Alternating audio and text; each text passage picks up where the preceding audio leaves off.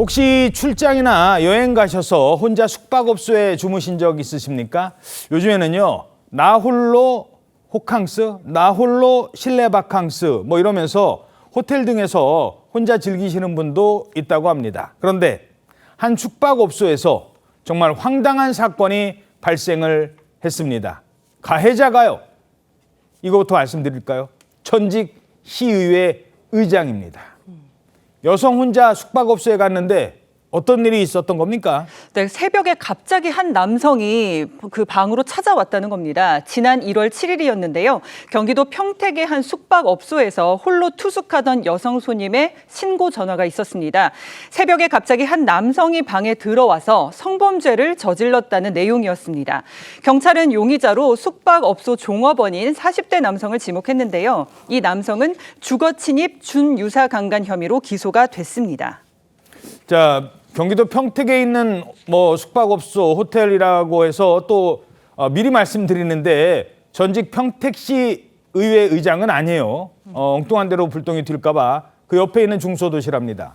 그런데 이 숙박업소의 종업원이 시의장이었어요. 그렇습니다. 이 남성은 전직 국회의원 비서관을 거쳐서 경기도의 한 시에서 시의회 의장까지 맡은 전력이 있습니다. 지난 지방선거 당시에는 민주당의 공천을 받아서 지자체장 후보로도 출마했다가 낙선한 전력이 있는데 이후 지역에서 자취를 감춘 것으로 알려져 있습니다. 민주당 경기도당 지난 18일 긴급윤리위원회를 열어서 이 40대 남성을 제명했는데 이 남성은 현재 혐의를 전면 부인하고 있습니다. 예, 민주당 경기도당 소속이었지만 제명이 됐습니다.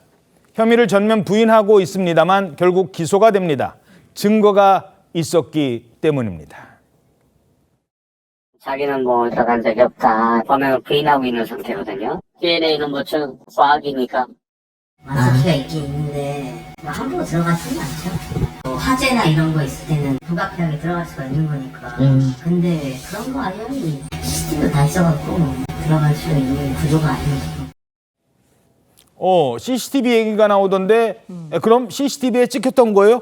그건 아닙니다. 왜냐하면 호텔 같은 데는 CCTV가 있는데 해당 투숙객, 즉 피해자가 있던 방은 불행하게도 CCTV의 사각지대였던 것이에요. 그러니까 가해자인 해당 남성이 그 투숙객 방에 들어가는 것이 찍히지 않을 가능성이 매우 컸던 것이죠. 그걸 아는 종업원이었군요. 그렇죠. 그렇다고 하면은 증거가 없다? 아닙니다. 아까 경찰이 얘기했지만은 그 DNA 과학서 있지 않습니까? 그 DNA 수사를 했는데 지난 4월 피해 여성의 몸 안에서 그 가해자의 유전자가 검출이 된 거예요. 그러니까 남성은 이제 불구속 상태로 조사를 하다가 DNA에서 그 증거가 나오니까 구속이 됐습니다. 구속이 됐기 때문에 재판을 받고 있는데 수원지법 평택지원은 다음 달 13일 날 1심 선고를 할 예정입니다. 예, 이런 사람이 시의회 의장이었답니다.